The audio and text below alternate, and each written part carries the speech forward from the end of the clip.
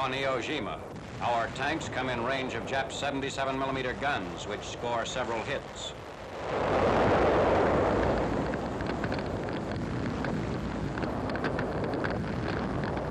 Marines dig out hidden and camouflaged installations.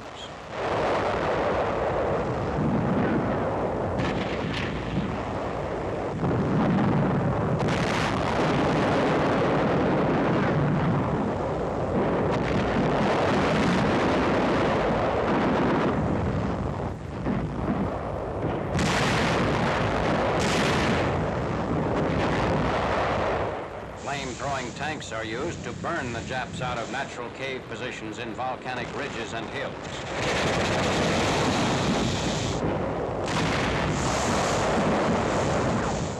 Destroying enemy troops in underground pockets.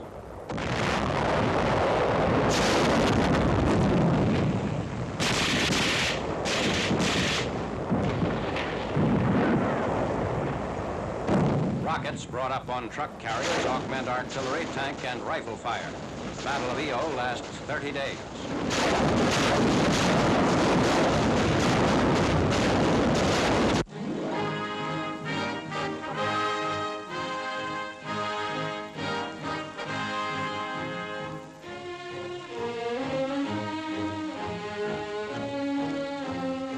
Invasion of Panay Island, Central Philippines. 7th Amphibious Attack Forces land troops of the 40th Division 8th Army on the southeast coast of the island. Capture of Panay opens second largest Philippine port to American shipping.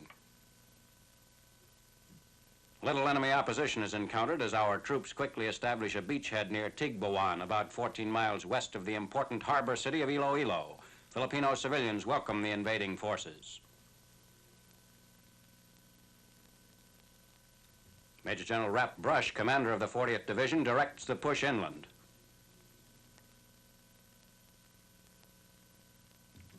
Opposition fails to develop as units move ahead.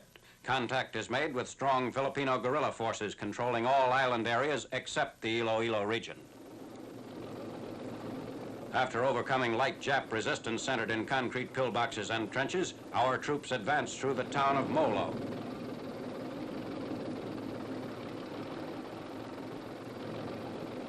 Tanks and infantry mop up Jap machine gun emplacements and resistance pockets outside Iloilo.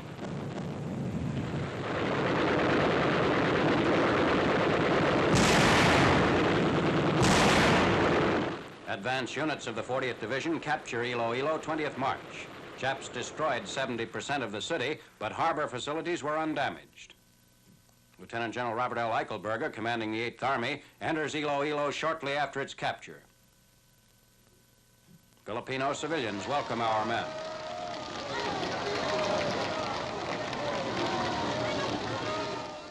Honoring the Filipino guerrillas for their services against the enemy on Panay, General Eichelberger presents the Distinguished Service Cross to Colonel Macario Peralto, their commanding officer.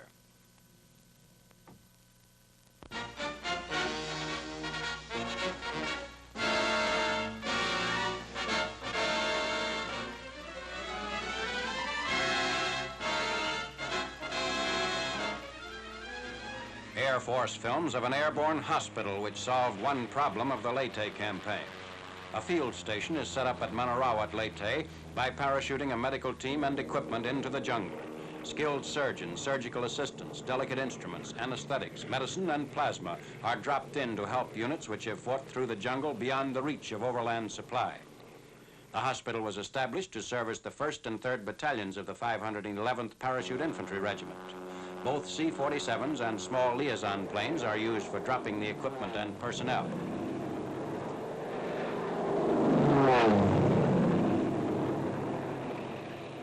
Stacking ammunition brought in for the front lines. Preparations are made for a trip into the jungle where the fighting is going on. Ammunition and rations are included along with the medical supplies. Purpose is to bring out wounded for hospitalization. Native animals are used to cover the rough jungle terrain.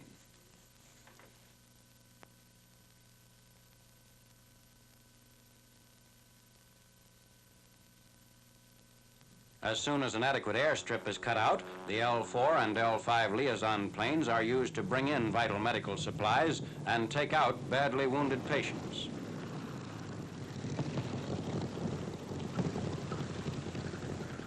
A valuable supply of blood plasma is brought in for the jungle hospital. A group of wounded being brought back from the front.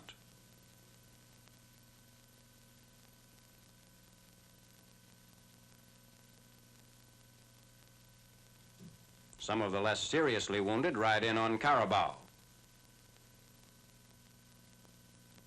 A patient is helped into the hospital camp.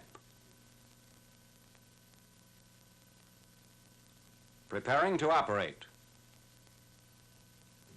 As many as 70 patients a day are cared for at this jungle station.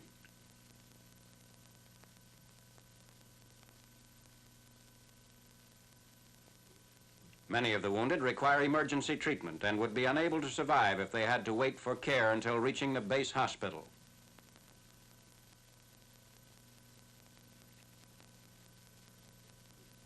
After the more serious cases have been given emergency treatment, they are evacuated by air with an improvised litter installed in an L-4 plane.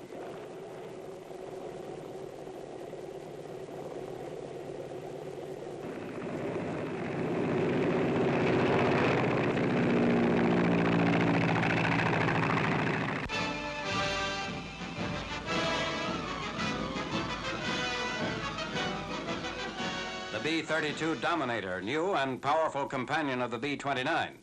The Dominator, second American plane in the very heavy bomber class, is the equal of the Superfort in range, speed, and destructive capacity, although its 135-foot wingspan and 83-foot length make it slightly smaller than the B-29.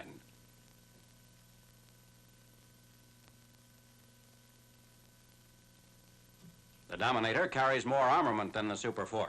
It was first planned as the twin of the B-29.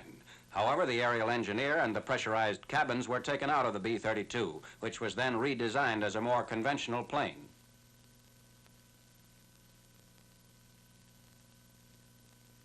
Four right engines give the Dominator an upper altitude speed of more than 350 miles per hour. The bomb bays carry a maximum load of 20,000 pounds. Propellers, reversible to negative pitch, permit the plane to taxi backwards and considerably reduces the length of roll necessary in landing.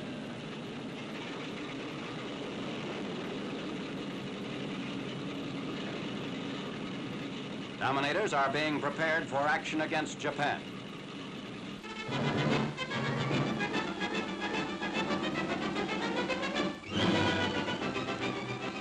War dogs trained at 9th Air Force headquarters help military police carry out their security, protective, and rescue duties.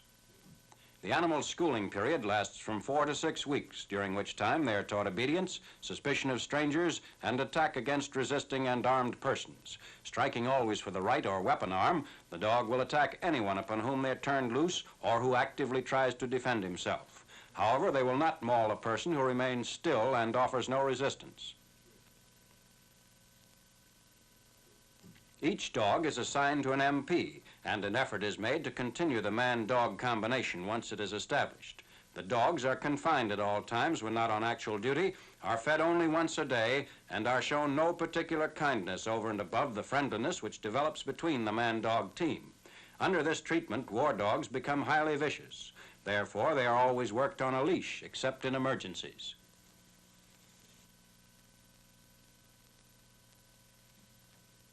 The diet of the dogs is supposed to contain 2 pounds of meat per day, but it's not always possible to get this food in the theater of war. However, the dogs are well fed and cared for. Any injury or illness is promptly attended to by soldier veterinaries. The dogs, with their keen sense of smell and hearing, are particularly valuable in trailing fugitives, lost personnel, or escaped prisoners of war through woods or countryside. They not only enable the MP to cover more ground in patrolling, but help him to guard and protect the area with greater efficiency. When buildings collapse during bombing or shelling, the dogs are used to scent out people trapped beneath the debris and to aid in the rescue work. The animals quickly and surely lead rescuers to the victims of such raids and are responsible for saving many lives.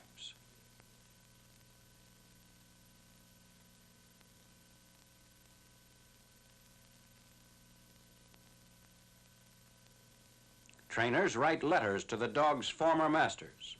British civilians donated their pets to a training school operated in England, and the school supplies the animals to the Allied military.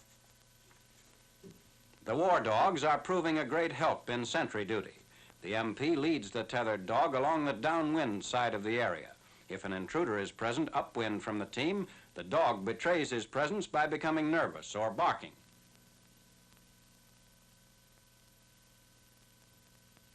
Favorite among the dogs is the highly intelligent German Shepherd.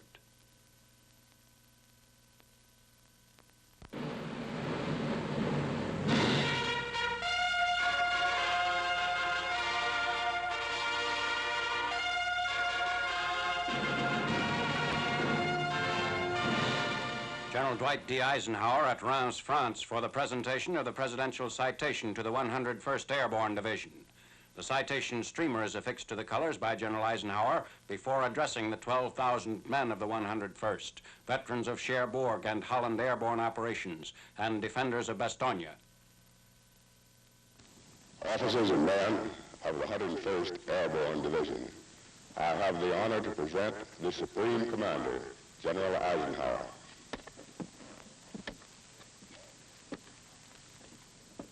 It is a great personal honor for me to be here today to take part in a ceremony that is unique in American history. Never before has a full division been cited by the War Department in the name of the President for gallantry in action. This day marks the beginning of a new tradition in the American Army.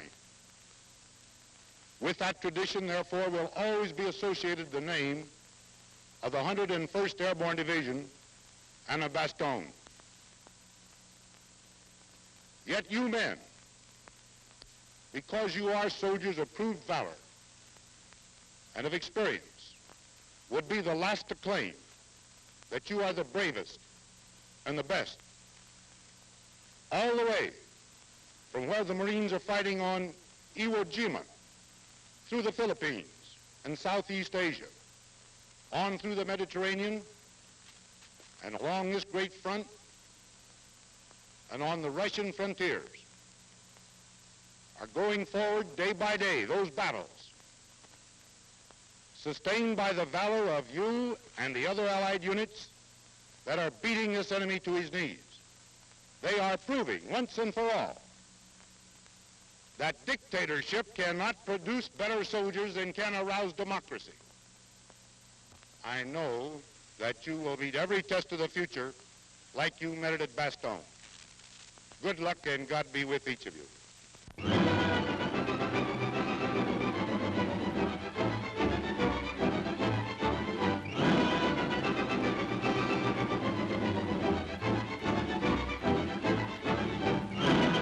The RAF and the American 8th Air Force strike at tactical objectives beyond the Rhine.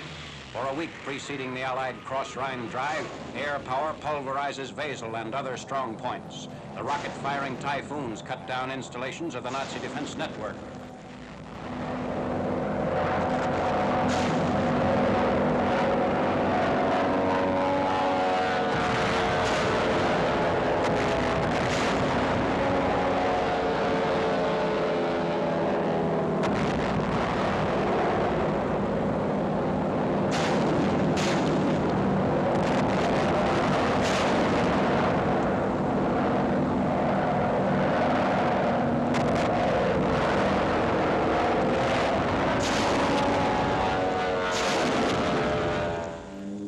Mitchell bombers over Wesel. Between 22nd and 24th March, the RAF dropped 1,700 tons on troops and positions at Wesel, 1,975 tons on Nazi concentrations along the northern edge of the Ruhr and at Bocholt, above Wesel.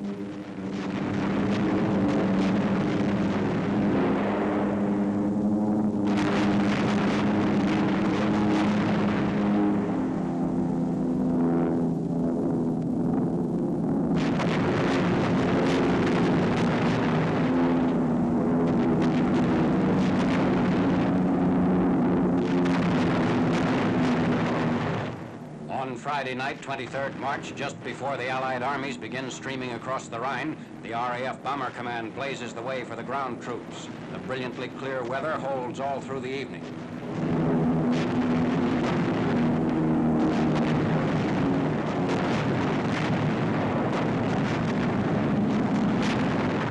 Incendiaries burn out Nazi installations which might disrupt our bridgehead operations.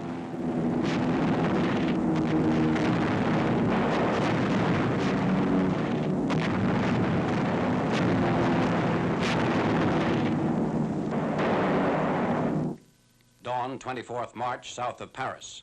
Paratroopers begin to assemble for the greatest single airborne operation in all history. Officers and men of the U.S. 17th Airborne Division don their gear before entering the troop carriers. The aircraft are C-47s loading 18 men, and for the first time, Curtiss Commando transports, which carry 36 paratroopers. The C-46 Commando is fitted with 2 doors and drops its shooters from both sides simultaneously. Meanwhile, at Allied bases in England, the British 6th Airborne Division begins another phase of the operations. Activities are in exact synchronization with the takeoffs of the U.S. 17th Airborne from France. Gliders jammed with equipment are ready to be hooked up to British Sterling bombers.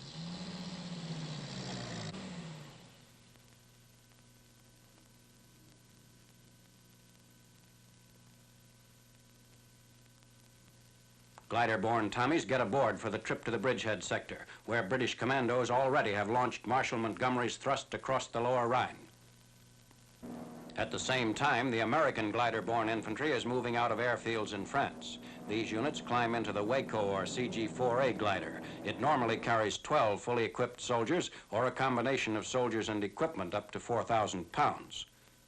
The nylon rope is prepared for hooking the glider behind the tow ship.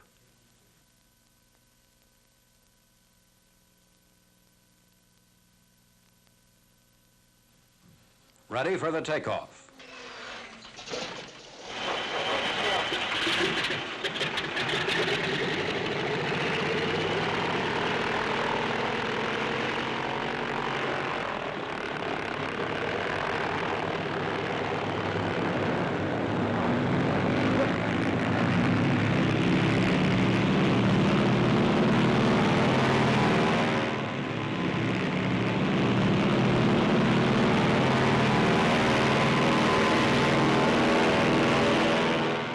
The CG-4A glider can be hauled as fast as 150 miles per hour with its full load, although normal cruising speed behind a C-47 is 120 miles per hour.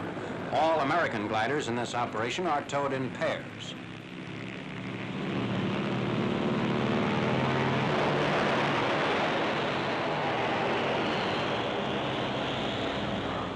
The troops taken aloft constitute the 194th Glider Infantry Regiment.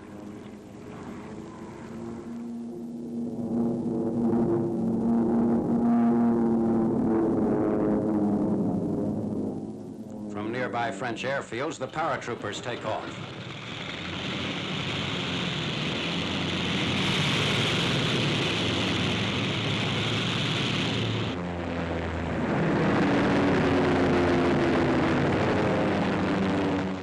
Initial elements of Lieutenant General Louis H. Brereton's 1st Allied Airborne Army on their way toward the Rhine.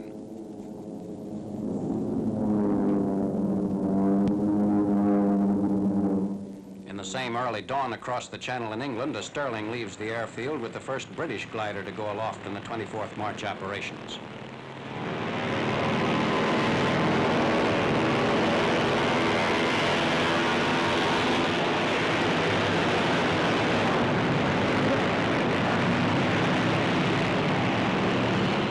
Two types of gliders carry the British troops' weapons and supplies. The Hamel car, which can transport a light tank of approximately 8 tons or any other equivalent load. The Horsa, which is the British standard glider and carries a load of 3 tons. Both are towed singly.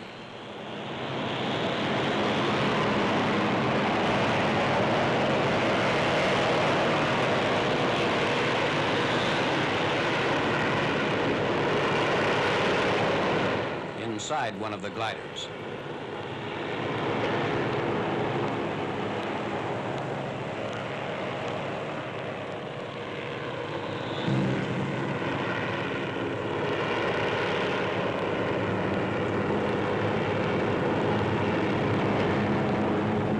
aboard a Sterling bomber as the glider train wings its way over the British countryside.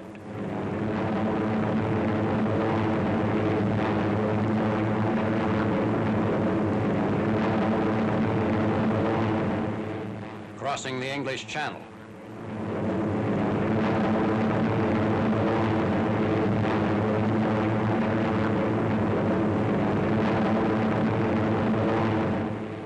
The rendezvous point for the British and American aircraft is near Brussels. Streaming eastward across Belgium, the two great aerial task forces total 1,600 planes, 1,400 gliders, and 40,000 troops.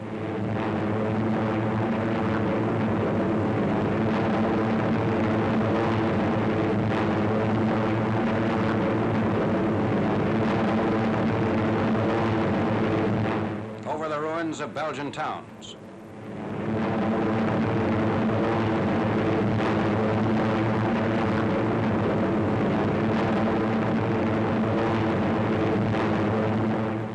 General Brereton and British officers watch the air armada wing its way toward the objective.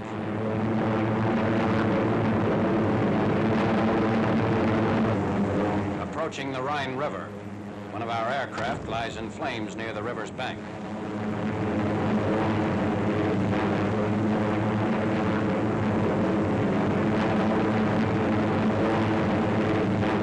Paratroopers and parapacked supplies spill out over the drop zone in the Race-Basel area. In this leapfrog of enemy positions east of the Rhine, the objective of the airborne divisions is first to contain the German rear and then make a quick junction with the ground troops.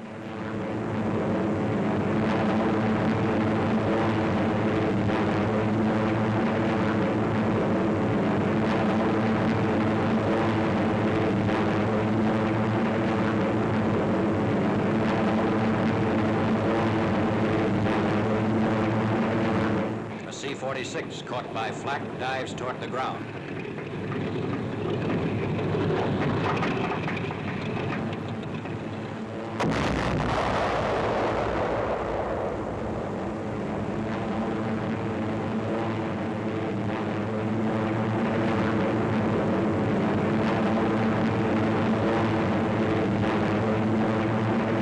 The gliders are ready to be cut loose. At the signal, glider from tow ship, the nylon tow rope is unhitched.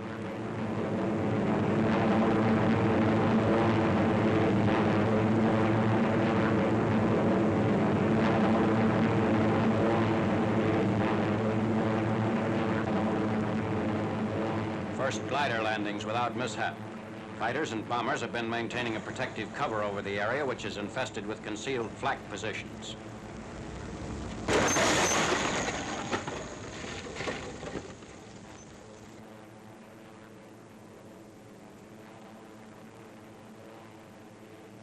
One of the crack-ups.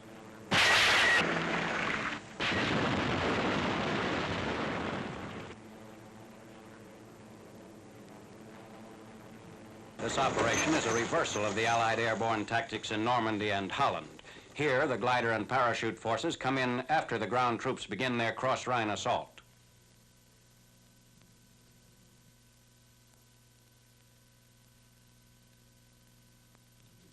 Moving out against targets as mapped during the briefing sessions. Assembling squads and forming into fighting units, they spread out behind the Nazi lines. On the first day, the airborne troops capture 6 bridges across the Isel River intact.